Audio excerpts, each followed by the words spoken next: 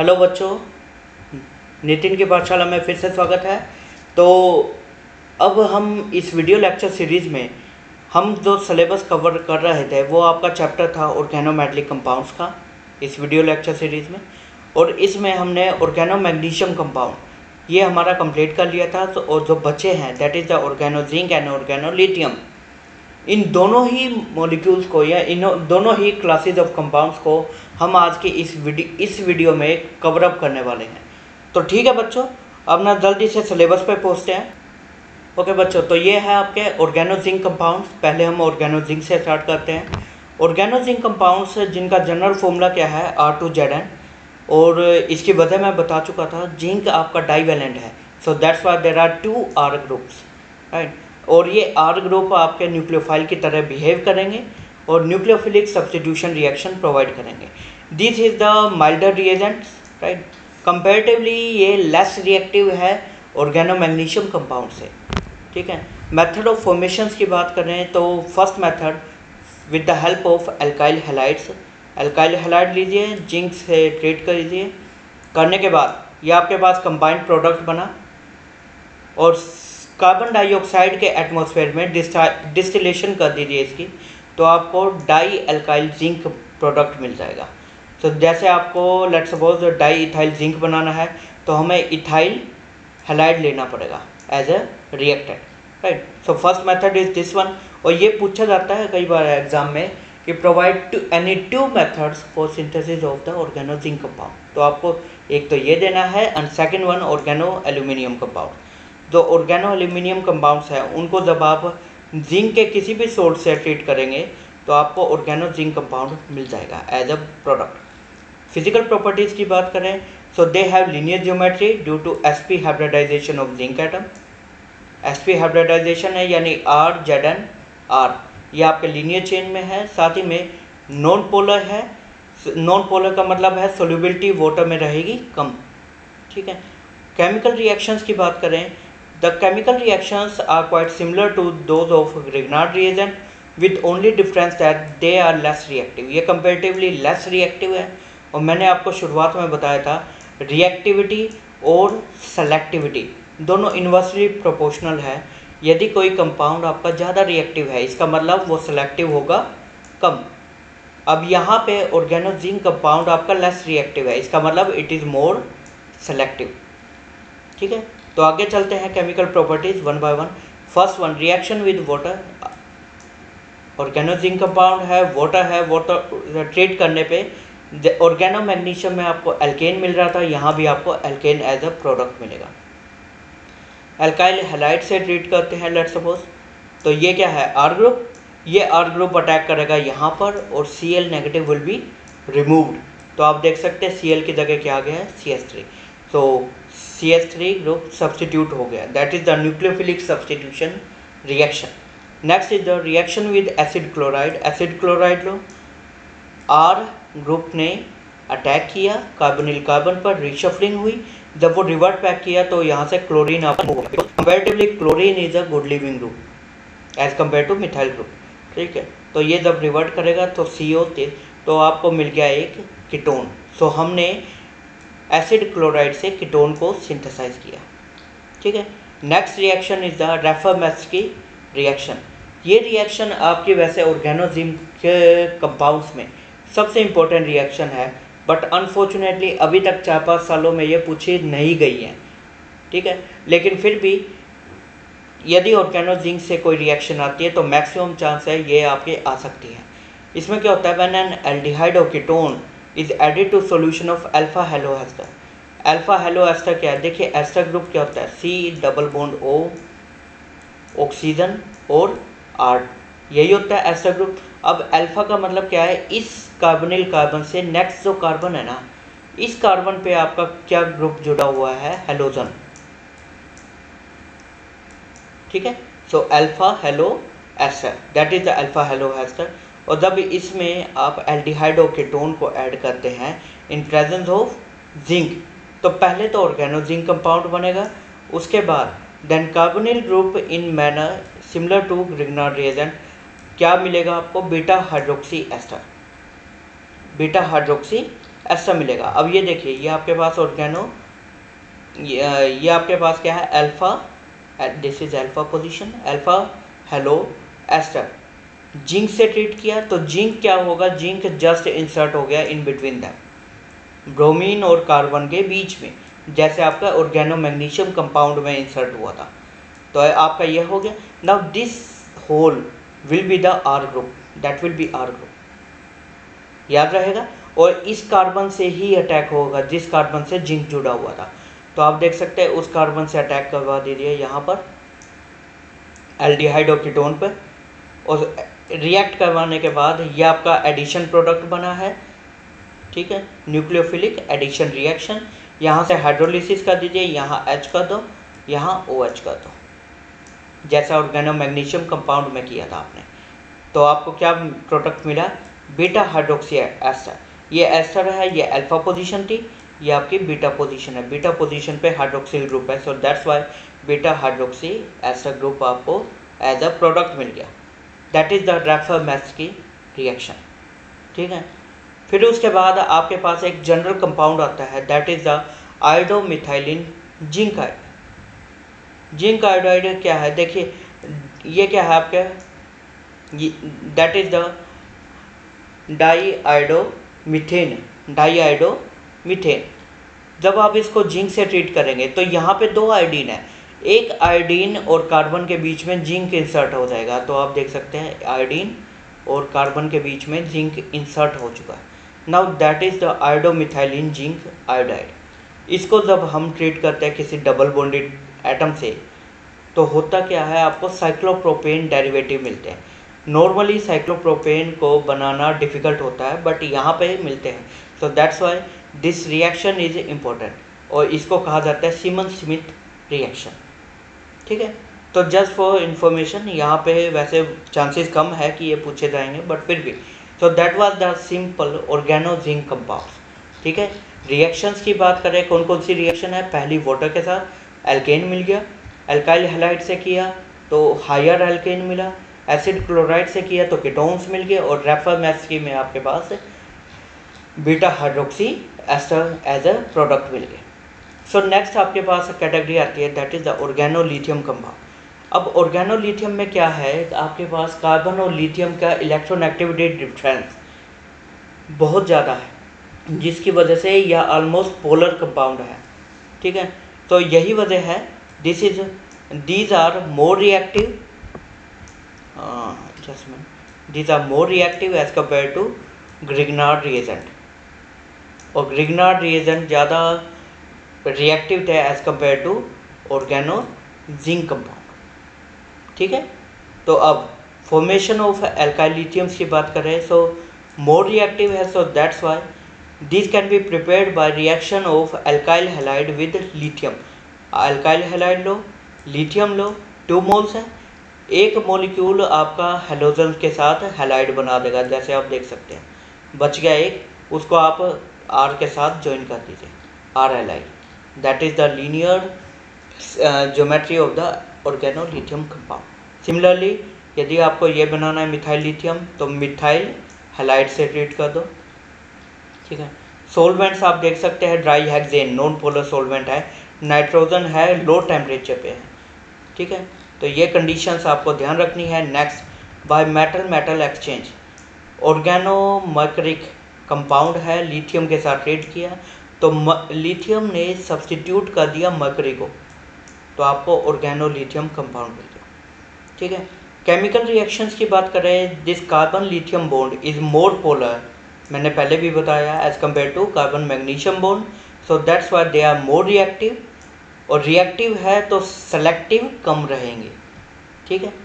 Now इसकी जो properties है काफ़ी सिमिलर है आपके ग्रिग्नार्ड रिएजेंट से, मोस्ट ऑफ द केसेस में क्वाइट सिमिलर है। सो दैट्स वाई हमने इसके केमिकल प्रॉपर्टीज़ को डिफ्रेंशिएट किया है on the basis of reactivity of Grignard reagent. कैसे, पहली कैटेगरी में तो वो रिएक्शंस है जिनमें सिमिलर प्रोडक्ट मिल रहे हैं, जो ग्रिग्नार्ड रिएजेंट प्रोडक्ट बनाता वही प्रोडक्ट आपको यहाँ मिलेंगे, तो वो है फर्स्ट कैटेगरी, ठीक है। जैसे कि हाइड्रोकार्बन्स फॉर्मेशन, आपके पास ऑर्गेनो लिथियम है, वाटर से ट्रीट किया तो ये क्या बन गया, alkane, in this way CH4।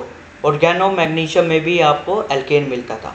Next, primary secondary tertiary alcohol यदि बनाना है तो प्राइमरी के केस में हम SCHO लेते थे, फॉर्मल्डिहाइड।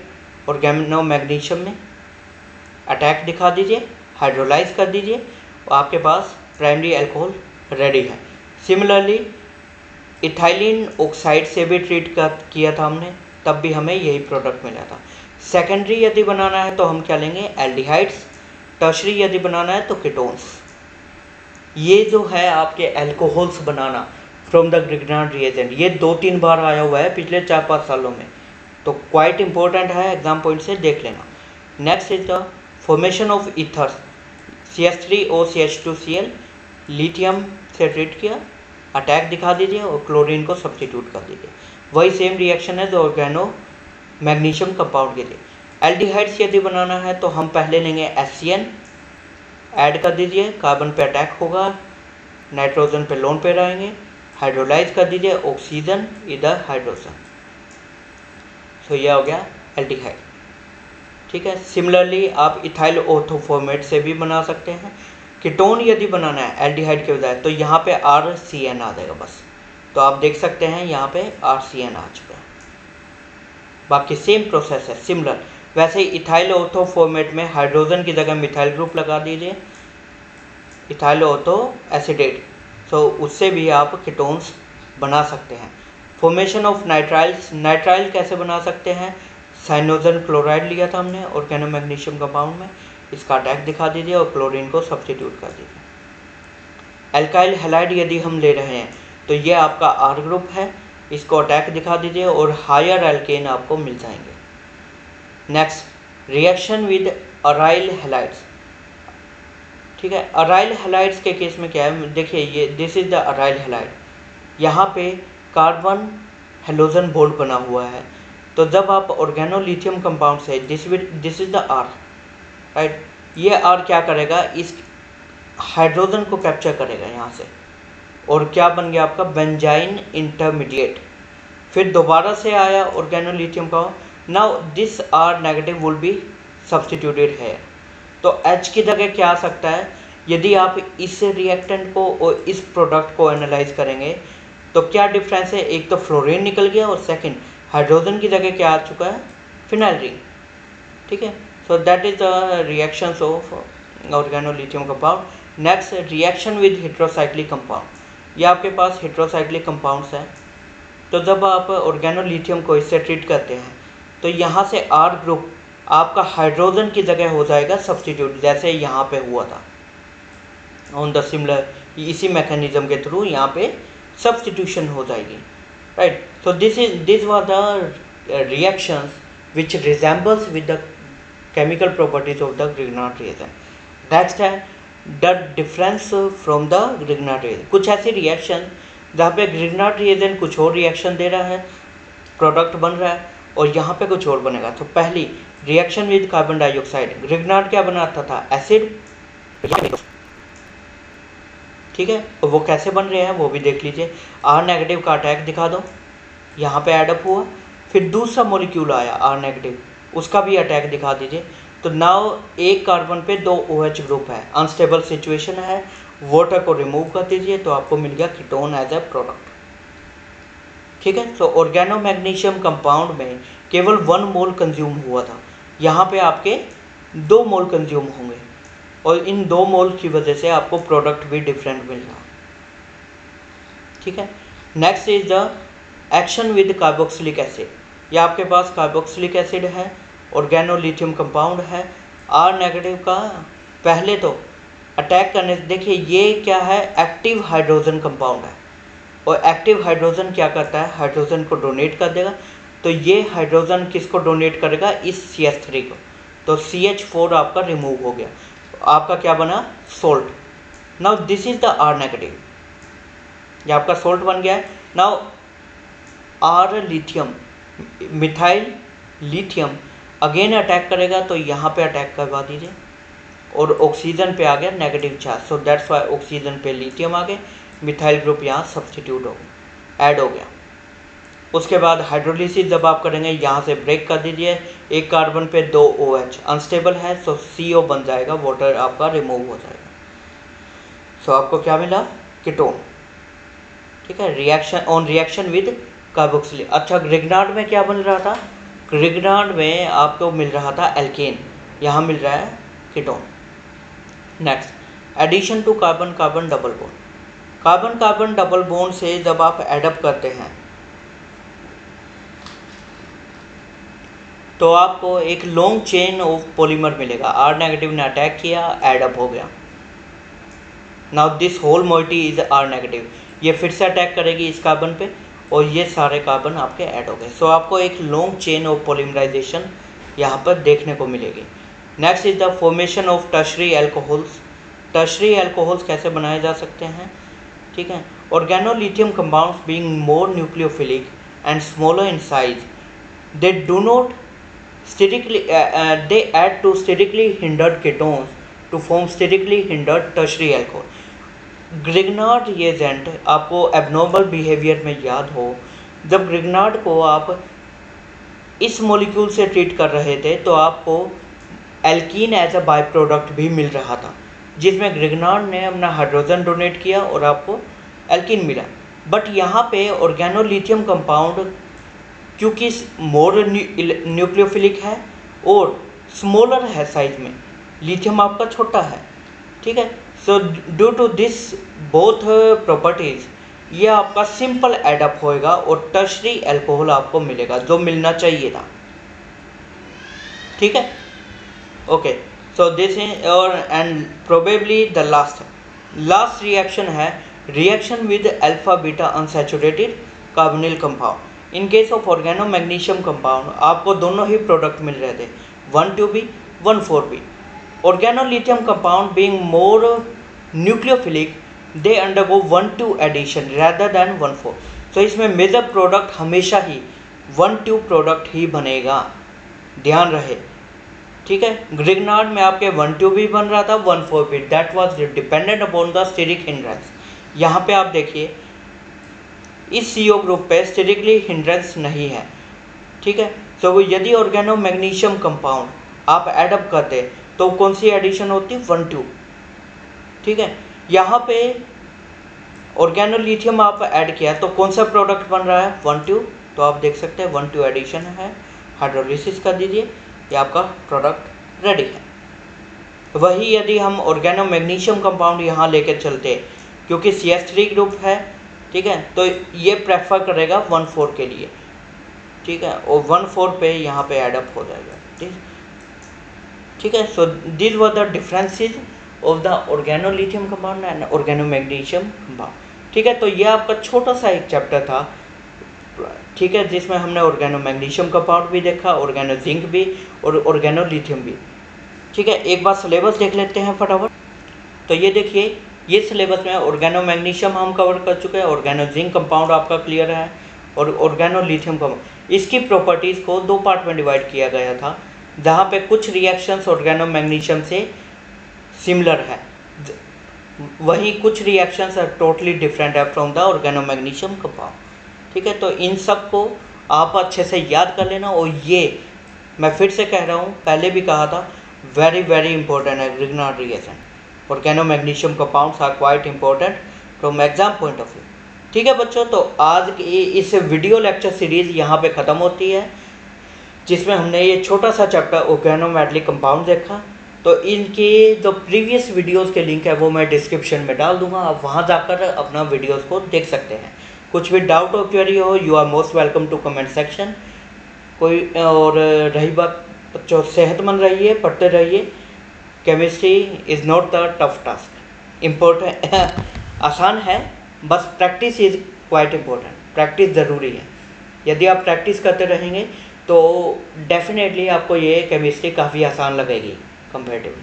ठीक है बच्चों, तो ठीक है बच्चों, फिर अगली वीडियो लेक्चर सीरीज़ में जल्द मिलेंगे हम। तो आज के लिए इतना ही। जय हिंद, टेक केयर, बाय बाय, जय माँ भारती।